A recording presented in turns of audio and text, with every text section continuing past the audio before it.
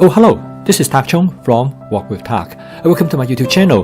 If you enjoyed this video, please like, subscribe, and share.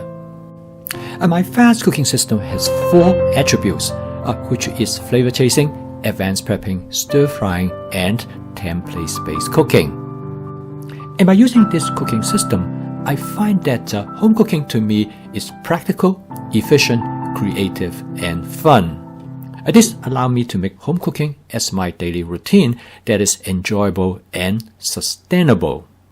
Of these 4 attributes of my cooking system, advanced prepping without any question is the foundation. Initially, most people, including myself, to find advanced prepping to be tedious and laborious. Nevertheless, advanced prepping could be fun and enjoyable. In a recent video, I provide tips on how to get advanced prepping going. In this video, you will find ideas of how other people were able to make advanced prepping fun and pleasurable. One of the most important things in advanced prepping is to be comfortable with the knife that you use in the kitchen. My friend Jack is an expert in knives.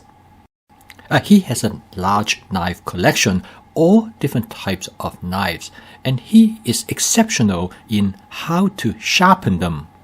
So once I asked him what is the best knife for me to get for my kitchen, as well as how to keep them sharp. He told me that it is not necessary for you to get the best and the greatest knives on the market. And furthermore, he said that you don't need to keep it very sharp, as long as sharp enough for you to do what you want to do. He said that finding the right knife to do the right job is more important to find the sharpest or the best knives on the market. So after talking to him, I developed the following guidelines for me to select and use my knives. In this video, I would like to share these guidelines with you. Guideline number 1, to find a knife that is comfortable for you. Jack told me that this is probably the most important consideration when you choose a knife. You want the knife is just the right size as well as the right weight for you. Because if the knife is of the wrong size, that is either too big or too small, you will not find it efficient and comfortable in using it. And this increases the tendency of you might get cut. There are knives of different sizes and different weight on the market, and each person have a slight different preference. For example, Jack is a big fan of the French chef knife, but his wife absolutely refuses to use it because she feels that it's too big and she is uncomfortable with it. And Jack told me that it is absolutely worth the time and essential for you to try out different types of knife of different sizes and different weight, and to find the one that you are most comfortable with. Because he said that when you use a knife, you want it to become an extension of your body. This way, the knife will work with you rather than in some cases, it might actually work against you. Guideline number 2, always keep your knife sharp. Jack told me that he has learned how to sharpen his knife over the years, and he developed an expertise in knife sharpening. He keeps most of his knife razor sharp, but he said that is totally unnecessary for a kitchen knife. You only want your knife to be as sharp as the job that you want it to perform. He said that for many people, it is very confusing. If you look at the market for steel knives, there are so many different kinds at a very large price range. And the differences in prices has a lot to do with how long can a steel knife stay sharp. The inexpensive stainless steel knife usually are made up of low-grade steel, and they dull readily, and they require to be sharpened on a regular basis, whereas the expensive stainless steel knife are made up of high-strength steel, and they can stay sharp much longer. The inexpensive stainless steel knife dulls rapidly, but they also could be sharpened easier. Whereas the high-strength stainless steel knife, even though they could stay sharp for a long time, but once they are dull, they're much harder to sharpen, and it frequently requires professional sharpener. Jack suggests that for most home kitchen, it is probably better to get a low-grade stainless steel knife and have a handheld sharpener always ready so that you can sharpen your stainless steel knife anytime you want. His recommendation is to sharpen your stainless steel knife each time before you start your prepping session. He suggested there are a couple ways for you to test the sharpness of your knife. The first one is just feel it with your finger. The second method is the paper test. You take a knife and you get a piece of paper. The knife should be able to slide through the paper without tearing it.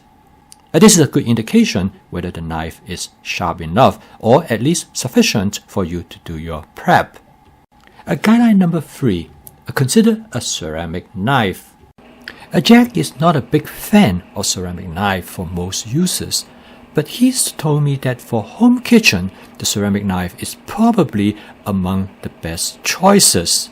Here's a review of a ceramic knife in one of my videos, and you can take a look at it.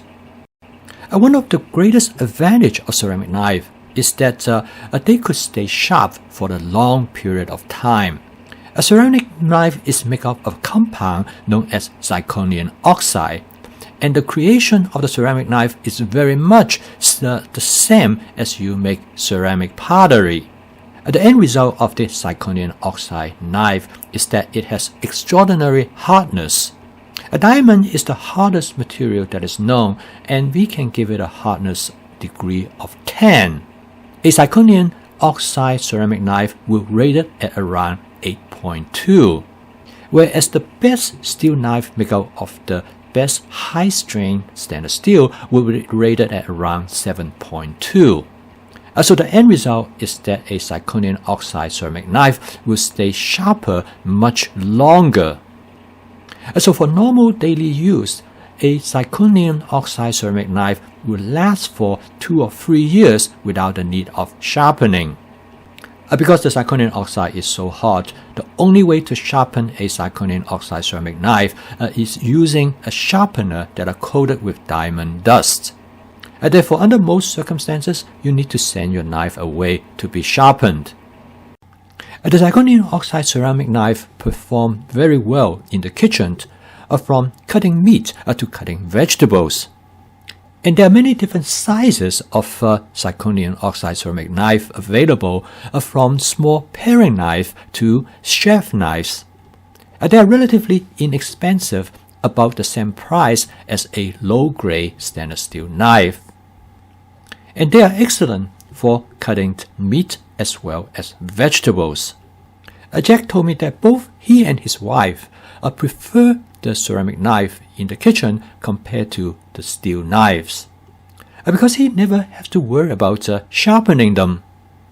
Although he said that there are disadvantages of the ceramic knife, and if he is working in a professional kitchen, he would not select the ceramic knife. First of all, he complains about the weight of the ceramic knife. He thinks they are too light, although he said his wife actually preferred that over the steel knife. Secondly, he said the ceramic knife tends to be brittle in such a way that if you drop them on the floor, they have a tendency to crack. And because of this nature, a ceramic knife definitely could not be used to chop bones. Or sometimes people do and use it to pry open a can. However, Jack told me that now they are constantly improving the ceramic knife. They make them a little bit heavier and also with thicker blade, so they are more resistant to shattering. Based on the above considerations, Jack has given me the following recommendations of what knife that I should have in the kitchen. First of all, Jack recommends for me to get a ceramic knife to use for most of my prepping. This ceramic knife will be more than adequate for me to prep my vegetables as well as meat. And it will stay sharp for several years, so I never have to worry about that it is not sharp enough or have the need in sharpening it. And when it gets dull, I can either replace it or I can send it somewhere to have it sharpened. And secondly, Jack recommends me to get a inexpensive low-grade stainless steel knife. Together with this stainless steel knife, I will also get an inexpensive knife sharpener. One of those pull-through handheld sharpener. This will allow me easily to sharpen this stainless steel knife anytime when I start my prepping session. I can use this stainless steel knife when I have to cut through bones or cartilages. And for this reason, Jack recommended me to get a stainless steel knife with a heavy blade. After discussing with Jack, so here is the list of items that I would recommend you to shop for if you are looking to replenish your kitchen with knives that will help you with your advanced prepping. The first one is a ceramic vegetable knife that could be used for cutting both vegetable fruit as well as meat. The second item is a stainless steel vegetable knife that you can use to cut anything that with bones or cartilages, as well as anything that is too hard for the ceramic knife to handle. And the third item is a knife sharpener, which is the pull-through type that you can use it readily to sharpen your stainless steel knife. With these two knives and the knife sharpener, I feel very comfortable to do any prepping task that I need in the kitchen. I post a video every day to introduce my fast cooking system, which is flavor chasing, advanced prepping, stir frying, and template-based cooking. My goal is to help you to be able to cook every day, make home cooking as an alternative to fast and processed food. Not only as an investment of the health of you and your family, but as well to cook the food that you love. Keep on cooking. I will see you tomorrow.